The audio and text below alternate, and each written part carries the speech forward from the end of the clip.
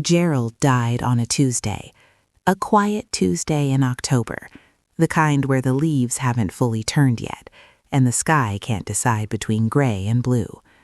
He was sitting in his recliner, the same one he'd sat in for 31 years. The TV was on, a baseball game. His coffee was still warm when I found him. 41 years. That's how long we were married. 41 years of Sunday dinners, of arguments over the thermostat, of hands held in waiting rooms and slow dances in the kitchen when we thought the kids weren't watching. I thought I knew everything about that man. I was wrong. My name is Margaret. I'm 67 years old, and what I'm about to tell you, I've never told anyone. Not my daughters, not my pastor, not the grief counselor the hospital recommended. But I need to say it out loud, because carrying a secret this heavy, even someone else's secret, will crush you from the inside. So, let me take you back to November, 6 weeks after the funeral, the day I found the phone. Gerald was an organized man, military background. Everything had a place. So when I finally got the courage to go through his home office, the room I hadn't entered since the paramedics left, I expected files, folders, his whole life labeled and alphabetized. And it was, mostly. But in the back of the bottom drawer, behind a folder marked Car Insurance 2019, there was a shoebox, and inside the shoebox was a phone. Not Gerald's phone. His phone was an iPhone, still sitting on the nightstand charging. This was a Samsung, an older model, a prepaid phone. I almost put it back. I almost told myself it was nothing, an old work phone, something from his days at the plant. But something, and I still don't know what, made me plug it in. The battery had maybe 5% left, just enough. There was one contact saved in that phone, one name, Diane. There were 847 text messages between Gerald and Diane. The most recent one was sent 3 days before he died. I sat on the floor of that office for 2 hours before I could stand up again. I want to be careful about what I share here, because even now, even after everything, part of me still wants to protect him. Isn't that something? The man shattered my world, and I still want to protect his name. But you deserve the truth. You came here for the truth. The messages weren't what I expected. There was no passion, no romance, no I love you, I wish I was with you. They were transactional, careful, like two people managing something. Did the payment go through? Yes, thank you. She needs new shoes. How is she doing in school? Better. The tutor is helping.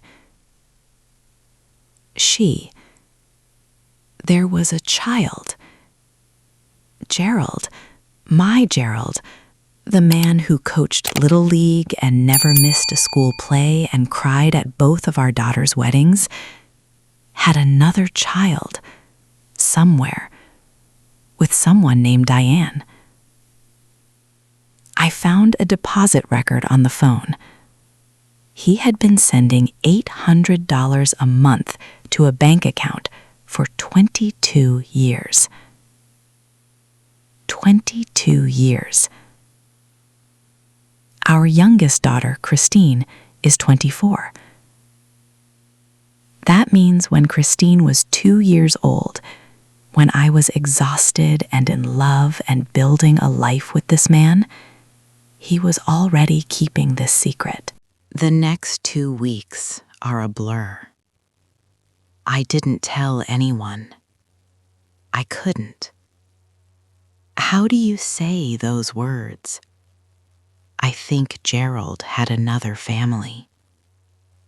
How do you watch your daughters' faces fall? How do you undo 41 years in a single sentence? I went to church. I made casseroles for the neighbors. I smiled at Gerald's retirement photo on the mantle.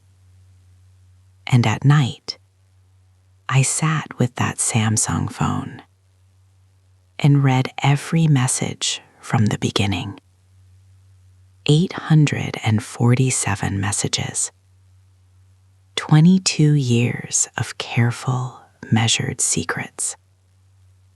I learned that Diane lived about 2 hours away. I learned that the child, a girl, was named Claire. I learned that Gerald had never met Claire in person, at least not according to the messages. He had sent money. He had asked questions, but he had never visited, never called, never been there. Why? That question consumed me. If he was going to carry this secret, carry this guilt, carry this financial weight for 22 years, why never go? Why never see her? Was it guilt? Cowardice? Did he love us too much to leave and not enough to fully stay? I didn't have answers. I only had an old Samsung phone, a name, and a town 2 hours away. And I made a decision that my daughters still don't know about. I decided to find Diane. I know what you're thinking. Margaret, don't do it. Let it go. Let him rest. But here's what nobody tells you about grief. It doesn't just make you sad. It makes you hungry for truth.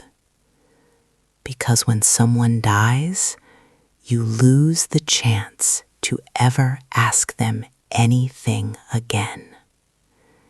Every question you had, every moment you looked at them and thought, I'll ask later. Later is gone. Gerald took his answers with him. So I was going to find them myself. In part 2, I'll tell you what happened when I drove to that town, what Diane looked like, what she said when she opened the door and saw a stranger standing on her porch. And I'll tell you the one thing she said, one sentence, that made me understand Gerald in a way I never did in 41 years of marriage. If this story is hitting close to home, please share it with someone who needs to hear it.